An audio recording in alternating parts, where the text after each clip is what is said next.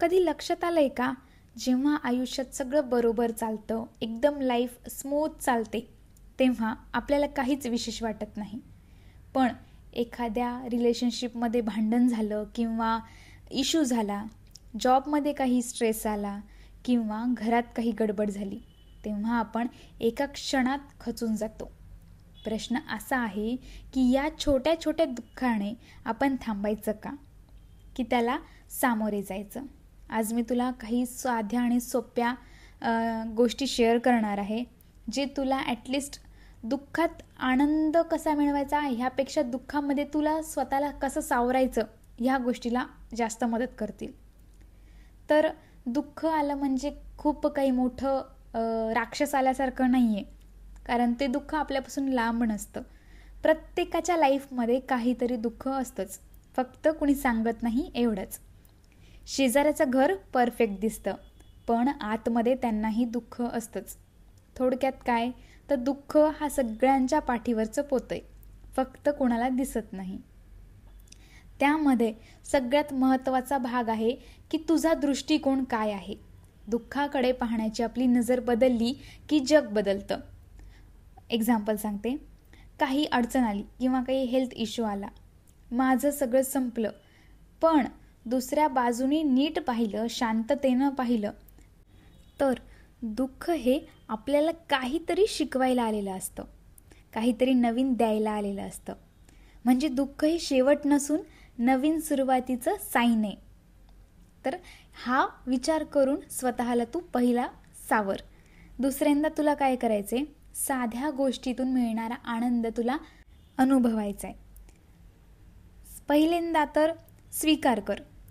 माझ्यासोबत असं का, माझ्याच बाबतीत असं का, हा प्रश्न टाकून स्वतःला डिप्रेशनमध्ये नेऊ नकोस.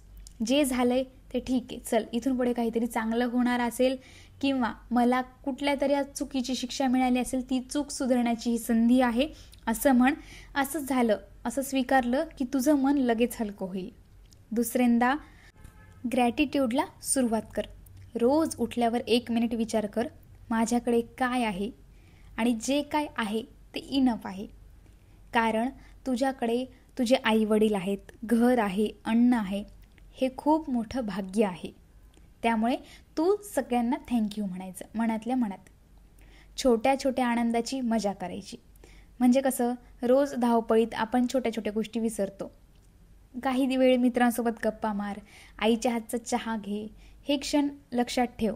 आणि जेव्हा तुला असं वाटेल की मी आता दुःखात आहे किंवा काय, तर अशा गोष्टींना आठवण्याचा प्रयत्न कर आणि ते दुःख हलकं करण्यास मदत कर. आणि अजून एक भन्नाट आयडिया आहे की इतरांना हसव. जेव्हा तू दुसऱ्यांना हसवतेस तेव्हा तुझ्या चेहऱ्यावर पण दुप्पट हसू येतं. आणि नंतर एक काम कर, स्वतःशी संवाद साध. म्हणजेच काय करायचे, तुला एक 5 मिनटं तरी मी मजबूत आहे, मी मजबूत आहे, मी मजबूत आहे, मी मेंटली मजबूत आहे, मी इमोशनली मजबूत आहे, मी हेल्दी आहे, असे अफर्मेशन्स सतत दे. आणि आपल्या आयुष्यातील खरी माणसं, खरे आयुष्य हेच लक्षात ठेव. म्हणजे आता सगळं चांगलं आहे म्हणून मी माझ्या सासू सासऱ्यांसोबत, माझ्या नंदेसोबत, जावेसोबत किंवा माझ्या माहेरच्या काही मंडळींसोबत, मित्रमैत्रिणींसोबत कसंही वागणार, मी माज आणणार, असं कधीच नाही झालं पाहिजे, कधीच नाही. कारण हे जेव्हा अतिरेक, ह्या चांगल्या गोष्टी म्हणजे चांगली वेळ असताना अतिरेक झाला, आणि नंतर काय होणार, जेव्हा एखादं दुःख आलं तेव्हा दुःखाचा पण अतिरेक होणार. त्यामुळे सुखात पण स्वतःला बॅलन्स ठेव आणि दुःखात पण बॅलन्स ठेव.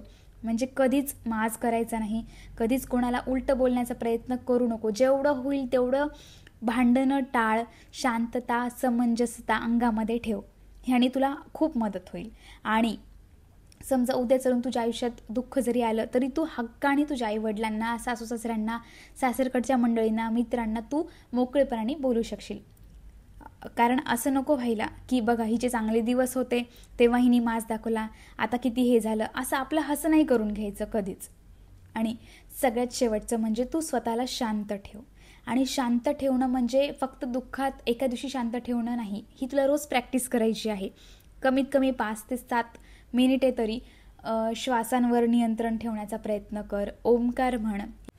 याने पण मनातला ताण हळूहळू विरघळायला मदत होईल. दुःख आलं नाही असा माणूस या जगातच नाही आहे.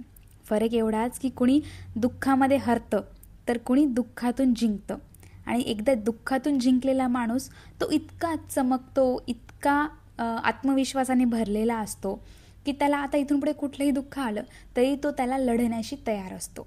नेहमी लक्षात ठेव, दुःख तात्पुरतं असतं, पण तुझं आयुष्य, तुझा हसमुखपणा, तुझं धैर्य, तुझे पेशन्स, तुझा स्वतःवरचा असलेला ताबा हे कायमचं असतं. मग तू आजपासूनच प्रॅक्टिस कर की सुखात आणि दुःखात तुला कसं राहायचं आहे. म्हणून पुढच्या वेळी दुःख जरी आलं तरी रडू नकोस. हसत म्हण, हे आज आहे, उद्या नाहीच. चल, मी आता इथेच थांबते. भेटते पुढच्या व्हिडिओमध्ये.